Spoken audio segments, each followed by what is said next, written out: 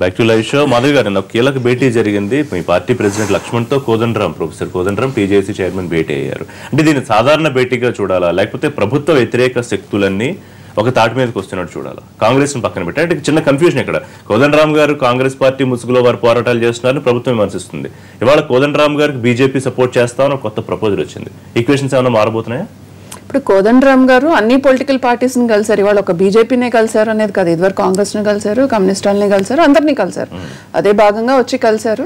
ఏదైనా ఉంటే డెఫినెట్గా మేము చెప్తాం ఏదన్నా అని అంటే ఆబ్వియస్లీ వాళ్ళు ఇక్కడ స్టేట్ గవర్నమెంట్లో ఏదైతే జరుగుతున్నాయో అంటే ప్రజలకి వ్యతిరేకంగా అంటే ఏదైతే మనం ధర్నా చౌక్ ఇలాంటి ఏదైతే మనం అది మన హక్కు అంటే మన నిరసన, అదే మన నిరసన తెలుపుకోవటానికి మనకి ఏదైనా ప్రాబ్లం ఉంది అంటే అక్కడ ఒక నిరసన తెలుపుకునే ప్లేస్ అది. ఆ ధర్నా చౌక్ లాంటిది కూడా తీసేసి అంటే మీకు ధర్నా చౌక్ లేకుండా చేస్తాను అని అంటే మనం అనుకుంది ఏంటి అంటే ఎక్కడ సమస్యలు ఉండవు, అదే దాని అవసరం ఉండదు అంటే ఎక్కడ మనకి ఏ సమస్య ఉండదు, సో దానికి మనం ఏం ధర్నాలు చేయాల్సిన అవసరం లేదు అనేది ఒక పాజిటివ్ గా మనం తీసుకున్నాం. కాకపోతే ఇక్కడ నియంత్రణతో అసలు ధర్నా చౌక్ లేకుండా చేస్తాను మీ గొంతు విప్పటానికి లేదు అన్నట్టుగా చేసినప్పుడు రిషి గారు ఇప్పుడు ఏది ఎక్కడ ఉండాలి అక్కడ ఉండాలని మీరు ఎక్కడో ఊరవతలు పెడతాను లేకపోతే రేపు నా కాన్స్టిట్యున్సీలో పెడతాను ఇంకో చోట పెడతాను అంటే అది సాధ్యం అవుతుందా అండి? చెప్పండి.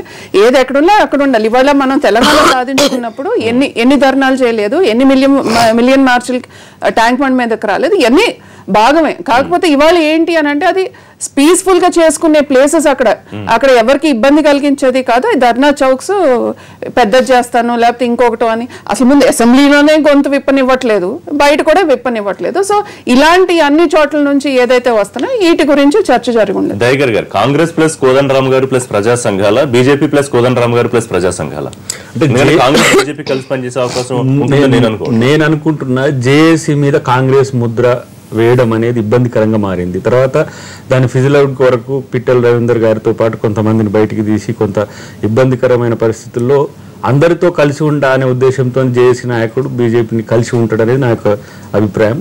రెండవది ఏంటంటే ధర్నా చౌక్కు సంబంధించి మాధవ్ని కూడా చర్చించిన పరిస్థితి ఉన్నది. ఎందుకంటే మీరు ఒక్కసారి ఎంత దుర్మార్గమైన చర్య అంటే మీకు గుర్తుండి ఉంటుంది, సెక్రటరియట్కి ఎదురుగానే నిరసనలు చెప్పేటోళ్ళు గతంలో మీరు 10 సంవత్సరాల క్రితం. తర్వాత జంతర్ మంతర్ కాడ వారు ధర్నా చేస్తా అంటున్నారు కదా, అది కూతవేటు దూరంలోనే దాదాపు కిలోమీటర్ల రూపం ఉంటుంది.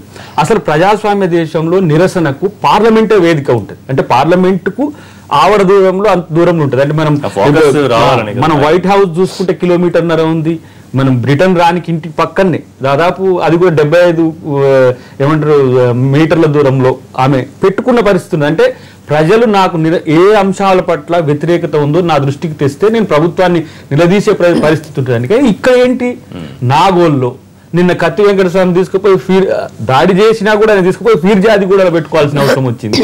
అంటే మేము మావోయిస్టులకు సైతం మనం నిజాం కాలేజ్ గ్రౌండ్స్ లో మనం ఇచ్చి పెట్టుకోవడానికి ఒక అవకాశం ఇచ్చినాం. కానీ ఎందుకు ఈ రోజు ప్రజా సంఘాలకు కానీ పేదోడి గొంతుక ధర్నా చౌక్ అంటే ఇలాంటి అంశాల్లో కోదండరాం గారు చాలా సీరియస్ గా తీసుకుంటున్న పరిస్థితి ఉన్నది. బీజేపీతో గతంలో సుష్మా స్వరాజ్ గారితో మేము కలిసి చేసిన ప్రయాణం చాలా పెద్దగా ఉంది. జేఏసీ పూర్వ నాయకుడిని కాబట్టి చెప్తున్నా. తెలంగాణ పునర్నిర్మాణంలో జేఏసీ పార్టీలు ఇక్కడ సీరియస్ గా ఆలోచించాల్సిన విషయం ఏంటంటే మారుతున్న పరిస్థితుల్లో బీజేపీ ప్రత్యామ్నాయం అని చెబుతున్నారు. వచ్చే ఎన్నికల్లో కూడా సొంతంగా పోటీ చేస్తామని కూడా ఇప్పటికీ దాదాపుగా క్లారిటీ ఇస్తూ వాళ్ళకు సూచనలు వస్తున్నాయి అధిష్టానం నుంచి. సో ఈ ఎన్నికలకు వెళ్లే విధానంలో భాగంగా కలిసి వచ్చే ప్రజా సంఘాలను కలుపుకుని బలపడే ఆలోచన బీజేపీ చేస్తున్నారు. నాకున్న సమాచారం మేరకైతే జేఏసీ రాజకీయ పార్టీగా మారదు, రాజకీయాలతో సంబంధం ఉండదు. ప్రజా సమస్యలతో అవసరమైతే ప్రభుత్వం పిలిచినా సరే ప్రభుత్వంతో కలిసి చర్చించడానికి సిద్ధంగా ఉన్నప్పుడు కూడా వాళ్ళు ఎప్పుడు ఇంతవరకు జేఏసీ ఇన్వైట్ చేయలేదు. వాళ్ళే ఒక జేఏసీ పెట్టుకోవడానికి ఒక ప్రయత్నం జరుగుతుంది. కానీ భాజపా కేంద్రంలో ఉంది, ముఖ్యంగా హైకోర్టుకు సంబంధించిన అంశాలతో పాటు ఉమ్మడి రాష్ట్రంలో ఉన్న దాదాపు 10-13 అంశాలు అట్నే పెండింగ్ లో ఉన్నాయి. ఈ రాజకీయ ప్రయోజనాల కొరకు పార్టీలు పట్టించుకున్నప్పుడు జేఏసీగా తన ముందున్న అంశాలన్నిటి కూడా జాతీయ పార్టీగా బీజేపీతో అటు ప్రతిపక్షంగా కాంగ్రెస్ తో పాటు విపక్షాలను కూడా టీడీపీని కూడా భవిష్యత్తులో కలిసే అవకాశం ఉంటుంది.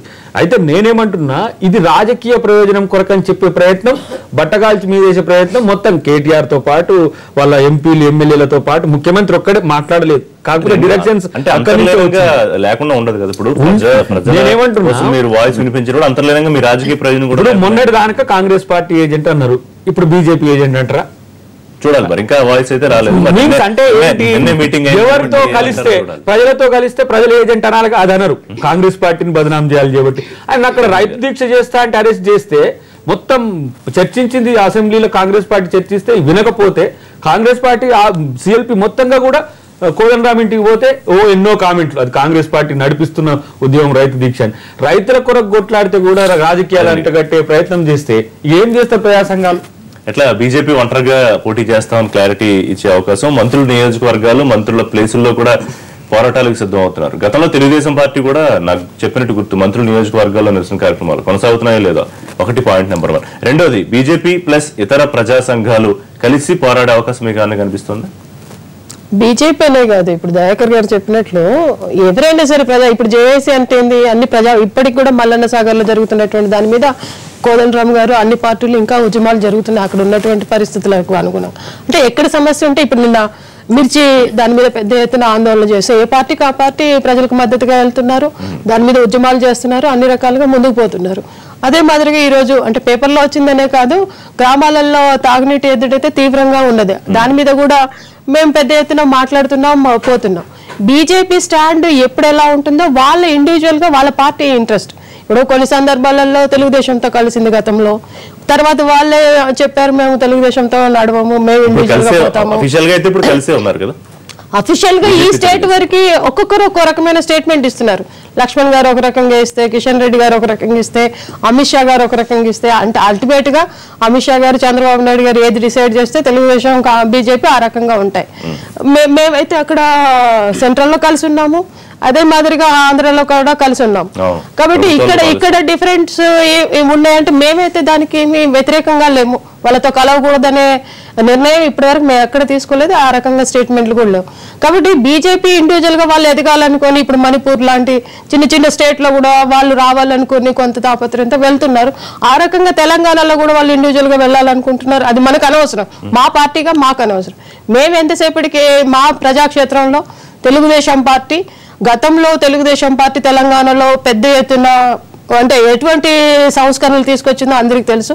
ప్రజల కోసం, ముఖ్యంగా బడుగు బలహీన వర్గాల కోసం తెలుగుదేశం పార్టీ ఎప్పుడూ ఉంటుంది. కాబట్టి ఆ రకంగా ఇప్పటికీ కూడా ఇప్పుడు మేమేదో జాతీయ పార్టీ అయింది లేకపోతే మాకు ఇది లేదు, అసలు మా పార్టీనే ఉనికి లేదు అనే రకంగా మాట్లాడుతున్న సందర్భంలో కూడా మేము ప్రజాక్షేత్రంలో పెద్ద ఎత్తున పోరాటాలు చేస్తాం. మీరు అన్నట్లు మంత్రుల స్థానాలలో వెళ్ళి పోరాటాలు చేయాలని చెప్పేసి ఒకటి చేసాము. మరి దాదాపు మేము చాలా పెద్ద ఎత్తున చేసాము. అయితే మీ దాకా రాలేదు, ఎన్టీవీ దాకా అలా అని కాదు, ఎన్టీవీ దాకా అంటే చాలా వరకు ఇప్పుడు మేము చేసిన పోరాటాలన్నీ కూడా మీడియా ఎక్స్పోజ్ చేస్తుందా, మేమనే కాదు చాలా చేస్తున్నాయి కూడా రావట్లేవు. అంటే ఇక్కడ పాయింట్ ఏంటంటే రాజకీయంగా బీజేపీ ఒంటరిగా పోటీ చేయాలనే ఆలోచన ప్లస్ కలిసి వచ్చిన ప్రజా సంఘాలు, ఇప్పుడు కోదండరామ్ గారి గురించి మనం గతంలో ఇప్పుడు దాదాపు 15-17 సంవత్సరాలు చూస్తుంటే ఆయనైతే ఇండివిజువల్ గా ఏదో పార్టీ పెట్టాలి, నేను ఒక ముఖ్యమంత్రిని కావాలో లేకపోతే ప్రజాక్షేత్రంలో పోటీ చేయాలనే ఆలోచన ఉన్నట్లుగా అయితే ఇప్పటి వరకు కనిపించలేదు. ఒంటరి అవుతుంది తెలంగాణలో. ఒంటరి ఎందుకు అవుతుందండి? రేపు మేము బలంగా, ఇప్పుడు ఎవరు ఒంటరి కాదు, ఇప్పుడు కాంగ్రెస్ ఒంటరి కదా, బీజేపీ ఒంటరి కదా. ఎవరు బలంగా ఉంటే ప్రజాక్షేత్రంలో ఎవరు బలంగా ఉంటే వాళ్ళకే ప్రజలు మద్దతు ఇస్తారు. మేము బలంగా ఎదగడానికి మాధవ్ గారు కూడా చెప్పే పరిస్థితి లేదు, రజనీ గారు చెప్పే పరిస్థితి లేదు. రెండు ప్రభుత్వాలు యాక్చువల్ గా ఎక్కడికక్కడ ఏ పార్టీ అది నేను తర్వాత చెప్తాను. ఇవాళ మాకు ఏంటి అని అంటే మేము మా పార్టీని ప్రజలకి దగ్గరలోకి వెళ్ళాలి, ప్రజా సమస్యల మీద మేము వాళ్ళతో పాటు కలిసి పోరాడతాం, మేము ఎక్కడికక్కడ స్ట్రెంగ్తన్ చేసుకోవాలనేది మా ఉద్దేశం. అధికారానికి దగ్గరగా వెళ్ళాలి. అధికారానికి ఎప్పుడైనా ప్రజలు అధికారం ఇస్తారండి. ఎప్పుడైతే మేము ప్రజల కోసం పనిచేస్తున్నాం, ఇప్పుడు ఇవాళ దేశవ్యాప్తంగా కూడా ఎక్కడైతే మనం అందరికీ డెవలప్మెంట్ అనేది అవసరం, ఏ రాష్ట్రం అయినా సరే, అది అక్కడ ఎవరు పాలించినా సరే, అంటే ఏ పార్టీ రాష్ట్ర గవర్నమెంట్ అయినా సరే, అక్కడ సంక్షేమం అనేది చిట్ట చివరి వ్యక్తి దాకా వెళ్ళాలి అనేది మా ఇది.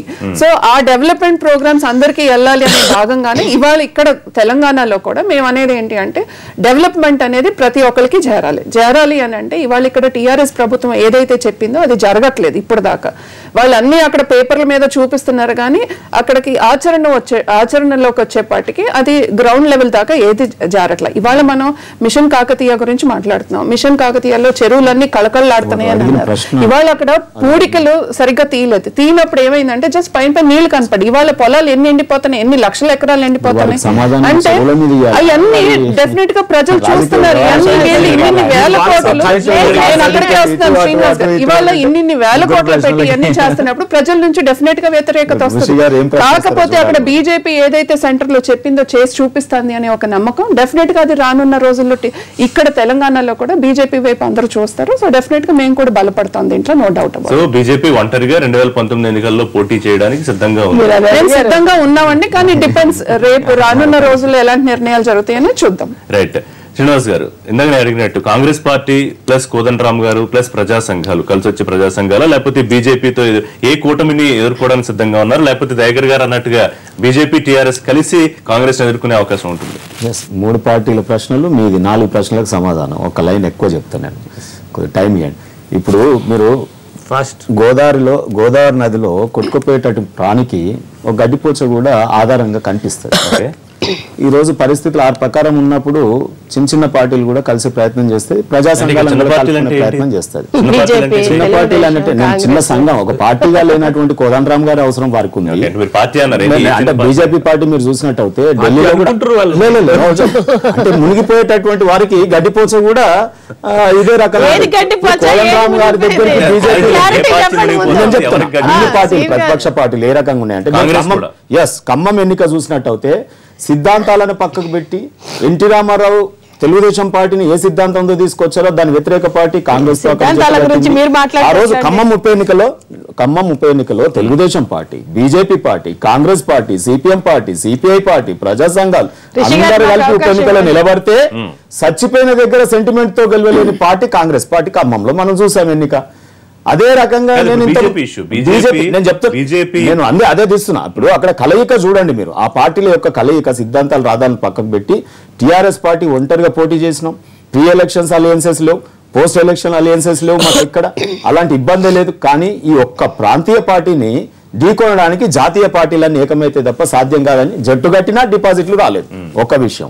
ఇక రెండో విషయం మీరు చూసినట్టయితే ఇప్పుడు ఉన్నటువంటి ఏదైతే కోదండరామ్ గారి దగ్గరికి బీజేపీ నాయకులు వెళ్ళారు, నాకు తెలిసి కోదండరామ్ వారి దగ్గరికి వెళ్ళలేదు, లక్ష్మణ్ గారు కలిసిన కోదండరామ్. ఈ రోజు వారికి గుర్తు రావట్లేదా కోదండరామ్ గారికి? ఆనాటి ముల్లా ఈనాటి అల్లా ఎట్లయితాడు చెప్పండి వారికి?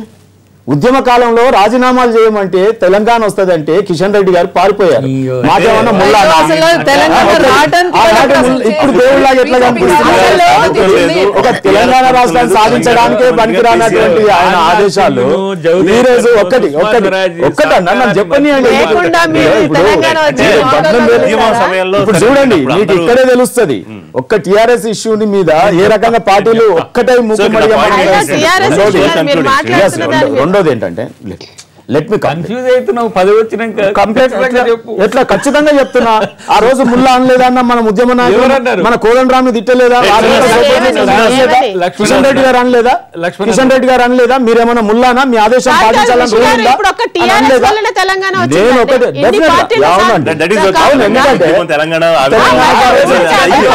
తీర్పు కదా, ప్రజలిచ్చిన తీర్పు తెలంగాణ తెచ్చిన పాట అని తెలంగాణకు పట్టం కట్టారు. మనకు శ్రీరామ్ నవమి జరుపుకుంటున్నాం అండి. ఈ శ్రీరామి నవమికి సందర్భంగా అందరికి విషెస్ తెలియజేసుకుంటూ రానున్న రోజులు ఇక్కడ రామరాజ్యం డెఫినెట్ గా బీజేపీ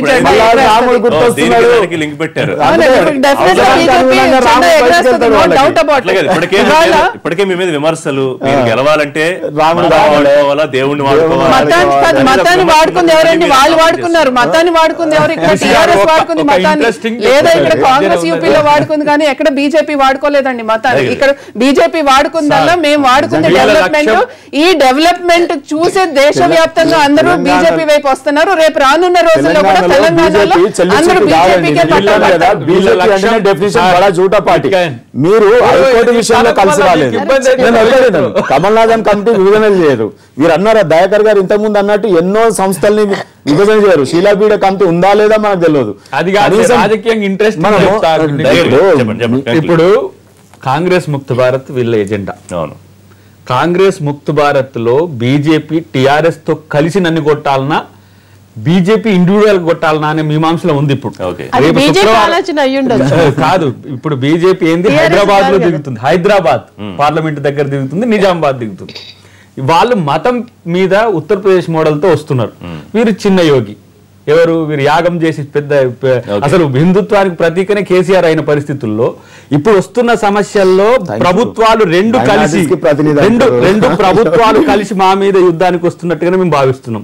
అది కాదు అని అంటే భవిష్యత్తులో మనం ఇలా కలయిక తర్వాత మాట్లాడుకుందాం. అక్కడ బాబు బీజేపీ బాహుబలి ఎప్పుడు వస్తున్నాడు? బాహుబలి ఎక్కడ మిమ్మల్ని ఈగతో కొట్టేయచ్చు మీరు చేసే పనులు. బాహుబలి లాంటి పెద్ద పెద్ద కాంగ్రెస్ లో బాహుబలి ఎవరో తేలిందా? నేను చెప్తున్న చివరిగా ప్రజలు మీ వ్యతిరేకత ఉన్నారు, మేము వాళ్లకు దగ్గర కావాల్సిన ప్రయత్నం చేయాల్సిన అవసరం ఉంది. ఇప్పుడు అదే కార్యక్షేత్రంలోకి పోయే చిన్న డౌట్ ఏంటంటే ఆ వ్యతిరేకత ఉంటే కనుక అది ఎవరి వైపు వెళ్ళాలనే కన్ఫ్యూజన్ లో కూడా మీరు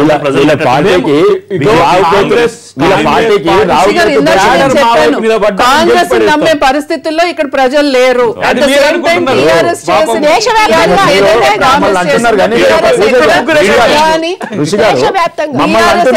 ఏం ప్రామిస్ చేస్తుంది ఎక్కడ చేయట్లేదు కాబట్టి ఇక్కడ ప్రజలు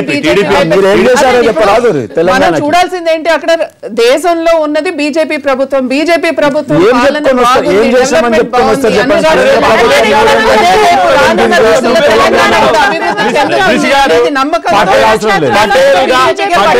మోడీని చూస్తా, నిజాంగా కేసీఆర్ ని చూసే అవకాశం. ప్రాబ్లం ఏంటంటే రాహుల్ గాంధీ 40 రోజులు పరిస్థితి ఎట్లా కొట్టిందో అట్లా కొట్టేటప్పుడు అదే చెప్తున్నా అన్న, మీరు అంత ఫికర్ చేయండి కండి. మీ పార్టీకి రాహుకేతు దోషం ఉంది. రాహు రూపంలో రాహుల్ గాంధీ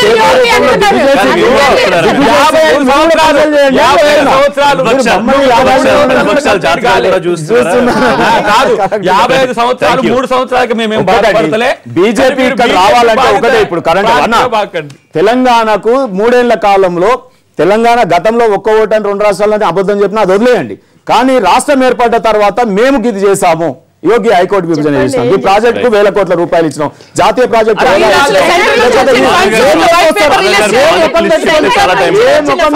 తెలంగాణ గడప దొక్కుతారా ఫస్ట్ అమిత్ షా గారు చెప్పి తెలంగాణ అంతే కదా. ప్రజలకు మేము ఏం చేసామో చెప్పుకొని రావాలి కదా. చెప్పండి తెలంగాణ ఒక్కటి చెప్పండి. అబద్ధాలు చెప్పి